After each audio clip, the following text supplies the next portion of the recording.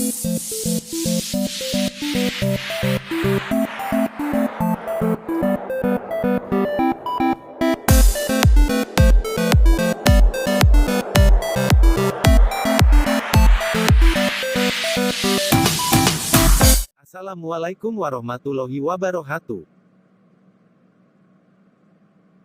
Saya Nur Huda bersama dengan kedua teman saya Devi Safitri dan Ida Damayanti akan mempresentasikan hasil kelompok kami dalam bentuk video. Untuk materi yang pertama akan disampaikan oleh Devi Safitri lalu dilanjut oleh Ida Damayanti dan diakhiri oleh saya. Terima kasih dan saksikan dengan seksama. Assalamualaikum warahmatullahi wabarakatuh. Perkenalkan, nama saya Devi Safitri. Di sini saya ingin menjelaskan materi tentang metode pendekatan dalam studi agama. Metode pendekatan dalam studi agama adalah berbagai cara pandang yang ada dalam ilmu pengetahuan, kemudian digunakan untuk memahami agama dengan melakukan suatu penelitian.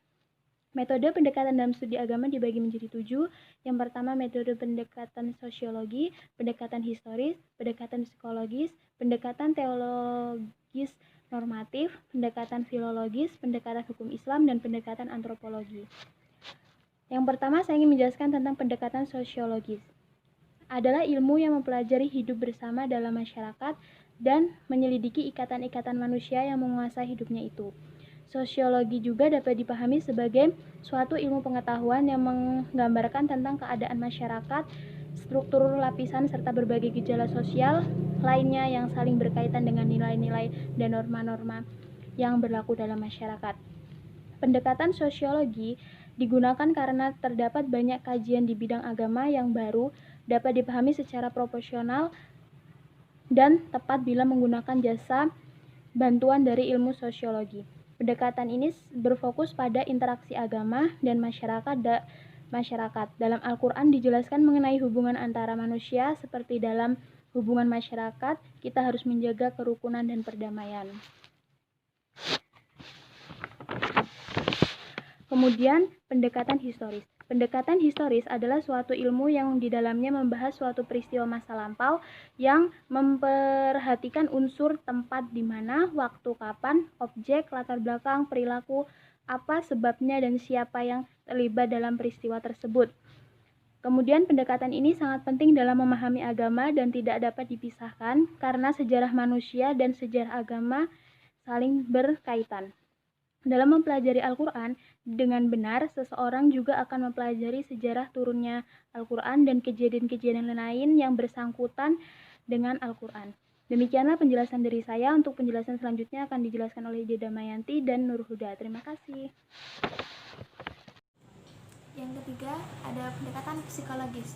Pendekatan psikologis ini diartikan sebagai penerapan metode-metode dan data psikologis ke dalam studi tentang keyakinan dan pemahaman agama seseorang.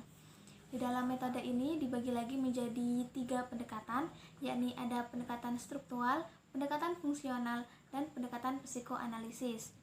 Di dalam metode ini juga menggunakan paradigma serta teori-teori psikologis dalam memahami agama dan sikap keagamaan seseorang. Di dalam metode ini tidak akan mempermasalahkan benar atau tidaknya agama yang dianut oleh seseorang, tetapi lebih mementingkan bagaimana pengaruh agama tersebut di dalam kehidupan sehari-hari. Yang keempat, ada pendekatan normatif. Pendekatan normatif ini diartikan sebagai studi Islam yang memandang permasalahan dari segi normatifnya. Di dalam pendekatan ini lebih melihat dari apa yang tertera di dalam Al-Quran dan Al-Hadis. Pendekatan ini umumnya digunakan oleh para ahli ushul fikih, para ahli tafsir, dan para ahli hukum Islam. Kelebihan dari metode ini yakni seseorang dapat memiliki sikap yang berpegang teguh terhadap keyakinan atau agama yang dianutnya dengan tidak memandang rendah agama lain. Yang kelima, ada pendekatan fisiologis. Pendekatan fisiologis ini berkaitan erat dengan adanya bahasa. Objek dalam pendekatan ini meliputi warisan keagamaan yang berupa naskah dalam bentuk manuskrip.